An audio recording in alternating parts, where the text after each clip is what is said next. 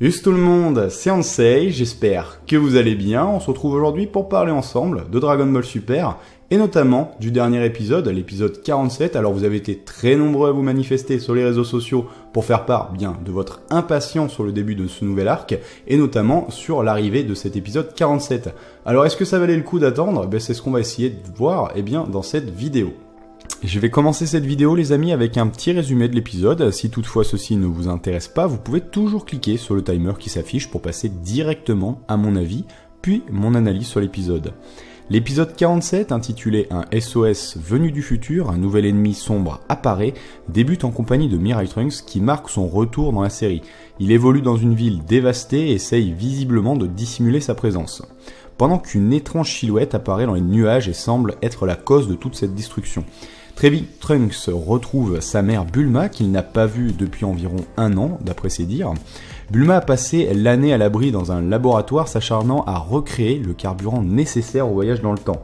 Une nouvelle fois donc, le retour de Trunks dans le passé semble être le dernier espoir du futur.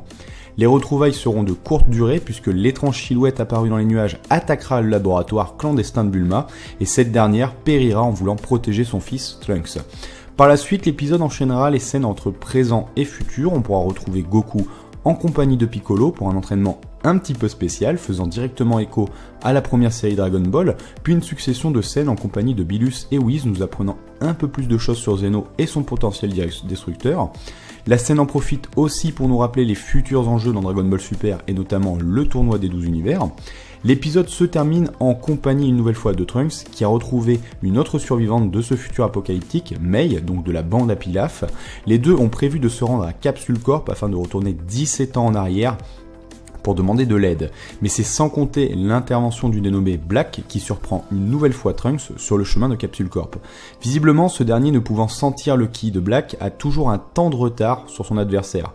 Après un rapide échange entre les deux guerriers, Mei s'interposera pour protéger Trunks et l'épais manteau de fumée qui jusqu'ici protégeait l'identité du dénommé Black se dissipe pour dévoiler un étrange guerrier à l'apparence de Goku qui déclare en finir aujourd'hui avec le Saiyajin Trunks. Alors les amis, je vais pas y aller par 4 chemins, comme beaucoup d'entre vous, j'ai tout simplement pris mon pied dans cet épisode. Et il me tarde vraiment de voir la suite. Alors pour moi, le point fort de cet épisode 47, c'est son atmosphère oppressante. Que ce soit dans ses scènes ou dans sa narration. Une atmosphère qui faisait cruellement défaut, je trouve, jusqu'à présent, dans Dragon Ball Super, qui se voulait peut-être un peu plus enfantin, plus proche finalement de ses racines, de ses origines, de Dragon Ball. Parce que Dragon Ball, quand même, à la base, c'est quand même un petit peu une série faite pour les enfants, une série un peu humoristique. Ici, du coup, on renoue plus avec la dimension un peu plus adulte, un peu plus mature de Dragon Ball Z. Même si Dragon Ball Z, c'est une seule et même œuvre. On va essayer d'ici de les démarquer par rapport au fait qu'elles n'avaient pas la même narration. Et donc c'est cette dimension un peu plus adulte, un peu plus mature, c'est en partie grâce au personnage de Mirai Trunks finalement. Certainement l'un des personnages qui en a le plus bavé dans la série, il a un passé assez tumultueux. On ressent aussi que de véritables efforts, j'ai trouvé, ont été faits dans la mise en scène pour créer cette ambiance, un peu plus oppressante que d'habitude dans la série, que ce soit avec la nouvelle composition musicale, j'ai trouvé d'ailleurs les nouveaux thèmes vraiment magnifiques et souvent en accord avec la situation, que ce soit la mélodie un peu plus douce quand Trunks retrouve sa mère qui participe à créer une ambiance un peu plus chaleureuse, un peu plus, ça crée un petit peu un cocon, j'ai beaucoup aimé ça. Et bien sûr, on a un magnifique thème aussi lors de l'apparition de Black, notamment lors de la révélation de son identité, quand la brume se dissipe, on a une musique qui démarre, qui nous prend immédiatement aux tripes, en même temps que l'apparence du personnage est révélée. Donc ça, c'était vraiment l'un des gros points forts de cet épisode. Idem pour le choix de ne pas nous dévoiler justement Black trop rapidement, en faire une menace un petit peu invisible qui peut surgir à n'importe quel moment, est un très bon choix pour moi je trouve de la part du studio. Alors vous l'aurez compris, je ne suis pas partisan de la double forme de Black, j'ai vu que beaucoup pensent que Black possède une forme un petit peu d'ombre, une forme de fumée, de brume. Moi j'ai plus interprété ça comme une façon de ne pas nous dévoiler trop vite l'identité du personnage, comme ça a été souvent le cas finalement dans Dragon Ball, rappelez-vous de Vegeta, Nappa, quand on avait des espèces de scènes où on les voyait sous forme d'ombre, etc., pour ne pas trop nous révéler l'apparence des personnages trop rapidement. Alors les scènes entre futur et présent s'enchaînent s'enchaînent bien et ne nous font pas perdre le fil, on perd pas nos repères, on comprend très vite où on est. En plus, j'ai trouvé pour ma part que les scènes du présent permettent de relâcher un petit peu la pression pour pas en faire un épisode étouffant et de nous rappeler les enjeux actuellement présents dans Dragon Ball Super pour la Z-Team dans le présent. De plus, cet épisode utilise à bon escient tout le background de la série, que ce soit avec les souvenirs de Goku et ses entraînements avec Kame Sennin. Les plus vieux ont dû certainement sourire à revoir les vieilles briques de lait, tout ça, c'était très sympa de revoir ça. Et les souvenirs de Mirai Trunks et son affrontement avec Cell, et donc la dernière fois qu'il a vu ses amis avant de partir, ou même le retour de Tama, le chat de la famille à Bulma, c'était sympa de le revoir ici, remis un petit peu en avant, j'ai trouvé ça sympathique. Bref, en résumé, j'ai rien à redire sur cet épisode, hormis l'apparence juvénile de Mei qui est visiblement pas expliquée, et quelques craintes pour les prochains épisodes. L'épisode 47 met la barre assez haut en termes d'ambiance pour débuter ce nouvel arc, et j'espère que les prochains épisodes sauront garder le rythme, que cette ambiance ne sera pas trop rapidement désamorcée, notamment avec l'intervention des dieux. Surtout quand on nous parle de Zeno, qui visiblement semble pouvoir détruire ce qui lui chante à sa guise. Alors l'intervention d'un tel personnage pourrait désamorcer complètement la situation, mais il est encore trop tôt pour parler de ça, et je fais confiance à l'auteur pour continuer de nous surprendre et nous donner envie de voir la suite.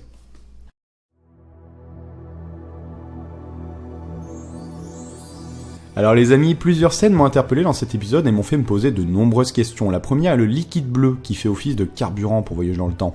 Je vous en avais déjà parlé dans ma précédente vidéo, mais on a déjà pu voir ce liquide bleu chez Bulma, quand Monaka lui rend visite. Aussi, quand on voit la confiance de Mirai Bulma sur le fait que Trunks pourra, quoi qu'il arrive, revenir dans le futur, alors qu'il n'y a assez de carburant que pour un seul et unique voyage, je finis par me demander si les deux Bulma ne sont pas déjà rentrés en contact, ou si tout simplement peut-être que la Bulma du présent, qui commence à créer ce carburant, ça peut être expliqué sinon par le fait que elle a commencé à créer ce carburant en cas de pépin, et notamment parce que, elle n'a pas confiance en Beerus. On peut voir qu'elle perçoit un moment Beerus comme une menace et qu'elle avait peur, par exemple, de ce qu'il ferait avec les vœux. Donc c'est peut-être pour ça qu'elle a commencé à créer ce carburant de son côté, et certainement que la Mirai Bulma peut-être compte un petit peu sur l'ingéniosité de son moi du passé, on va dire. Ensuite, comme beaucoup de monde, le nouveau Kaioshin présent dans l'opening a immédiatement éveillé ma curiosité, surtout quand on a en tête l'interview de Toriyama et du prochain ennemi aux cheveux blancs. Forcément, tout de suite, ça fait tilt. Pour le moment, il est trop tôt pour dire si c'est un allié ou un ennemi. La théorie du Makaioshin et des Kaioshin maléfiques, qui est assez populaire sur la toile, est forcément très intéressante, étant donné que c'est un élément de l'univers de Dragon Ball encore très peu exploité, à part dans l'univers étendu, dans les jeux vidéo, etc. Mais c'est vrai que dans l'œuvre originale, Toriyama n'a pas trop exploité ce côté un petit peu, des dieux maléfiques, etc. Donc ça peut être très intéressant d'avoir un point de vue comme celui-ci dans Dragon Ball Super. Alors pour moi, nul doute que Black ne sera pas le méchant principal, et qu'une menace certainement plus importante fera son apparition, un peu à l'image des cyborgs et de Cell, les cyborgs étant finalement la partie émergée de l'iceberg. De toute manière, on peut très bien voir, vous êtes nombreux à le faire remarquer, que la construction pour le moment de Dragon Ball Super s'articule un petit peu autour de la construction de Dragon Ball Z, avec les différents arcs qui s'enchaînent, et forcément, qui dit retour de Mirai Trunks, on pense forcément à l'arc cyborg, à l'arc Cell. Donc ce serait pas étonnant que la construction de l'arc soit finalement un petit peu construite aussi sur ces bases-là.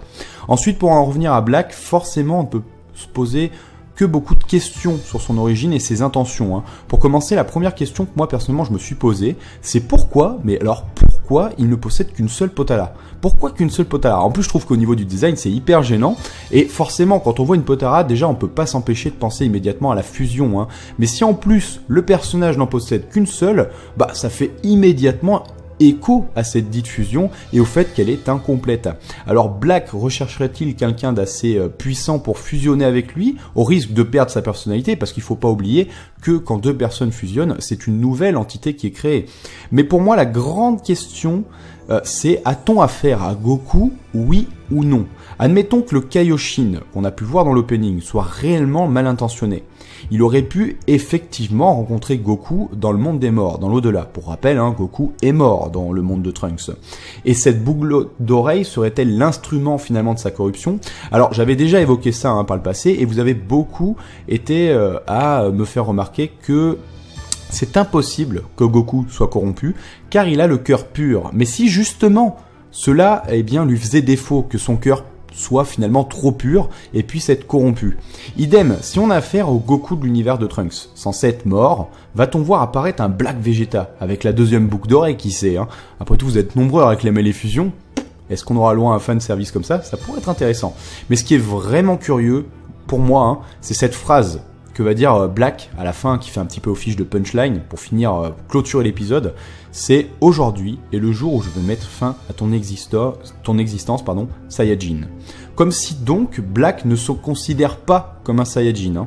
Donc on va peut-être avoir affaire à quelque chose qui contrôle les morts, ça pourrait être aussi très intéressant ça, ou le corps d'une personne. Mais alors, si c'est le corps d'une personne, ça ferait un petit peu trop du déjà vu, hein, de ce qu'on a pu voir avec le Tsu-Ful dans GT. Et je trouverais ça curieux que l'auteur réitère finalement la même chose, le même récit, la même histoire. Enfin, pour terminer les amis, je me demande dans quelle timeline la nouvelle aventure va se dérouler.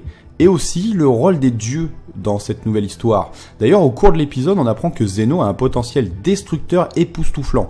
Il aurait en un instant détruit 6 univers. Rendez-vous donc d'un coup 6 univers. Donc le mec, il a un potentiel de destruction énorme. J'ai l'impression que Zeno, finalement, c'est un petit peu comme un enfant. Si jamais il pique une crise de nerfs, c'est la catastrophe. Donc nul doute qu'il faudra gérer ça dans le futur de la série. D'ailleurs, pour le moment, on ne sait pas encore si Black est présent dans le présent de la Team Z ou uniquement dans le futur de Trunks. Mais il serait probable que cette fois-ci, ce soit la Team Z qui accompagne Trunks dans le futur. Ainsi, dans ce futur, les enjeux et l'atmosphère oppressante ressentie dans cet épisode seraient conservés, hein, puisque bien dans l'univers de Trunks, il n'y a plus de Dragon Ball, le risque de mort est omniprésent, donc on pourrait conserver ces enjeux et ce ton un peu plus dramatique de la série. De plus, quand on connaît les règles très strictes sur le voyage dans le temps dans l'univers, on peut imaginer que les dieux ne voient pas ça d'un très bon œil et ça pourrait créer de nouveaux enjeux pour la suite. Je terminerai mon analyse en réagissant aux théories les plus populaires actuellement, donc je n'en ai choisi une.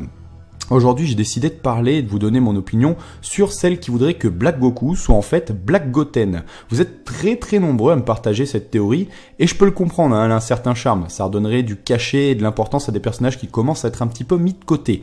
Et c'est vraiment dommage. Mais honnêtement, j'y crois absolument pas. Pour commencer, maintenant que le choix de la timeline de Mirai Trunks est bel et bien confirmé, pour moi, il n'y a aucune chance que Goten existe dans cette timeline. Pour rappel, il a été conçu un petit peu avant le tournoi de Cell. Or, dans la dimension de Trunks, ce tournoi n'a jamais eu lieu et Goku est mort depuis belle lurette. Bon, en tant que fan, je sais que vous êtes capable de vous torturer l'esprit pour trouver une explication. Mais honnêtement, entre nous, au niveau du scénario, je pense pas que ça apporterait grand chose que ce soit Goten. Encore, vous m'auriez dit que ce Mirai Trunks, c'était le futur du Trunks du présent actuel. J'aurais dit oui. Mais ici, je trouve qu'il n'y a pas d'intérêt de se faire affronter en fait Mirai Trunks et Goten. Pour terminer cette review, on va parler rapidement de la preview de l'épisode 48. Alors attention, si vous l'avez pas regardé, ça risque de spoiler un petit peu. On peut voir que Mirai Trunks a visiblement réussi à voyager dans le temps. Il sera visiblement découvert par le petit Trunks, qui semble sous le choc d'ailleurs. Donc j'ai hâte de voir, hein, on est très nombreux à hâte de voir la relation justement entre les deux personnages. On peut supposer que Mirai Trunks va partir en catastrophe, ce qui explique qu'il ne retournera pas 17 ans en arrière, mais moins de 17 ans en arrière. Ensuite, pour le cas de Mei, on ne sait pas pour le moment si elle est morte ou non. J'ai vu beaucoup de gens qui réagissaient, qui pensaient immédiatement qu'elle était morte. On ne sait pas vraiment. D'ailleurs, on peut voir dans la preview que Pilaf semble aussi sous le choc. Donc on peut imaginer que Mei est juste blessée et que Trunks l'a ramenée avec lui. On peut aussi constater, au dire de Goku et Vegeta en voix off, qu'il compte lui-même aller à la rencontre de Black, donc dans le futur de Trunks. En tout cas, j'ai vraiment hâte de voir la suite.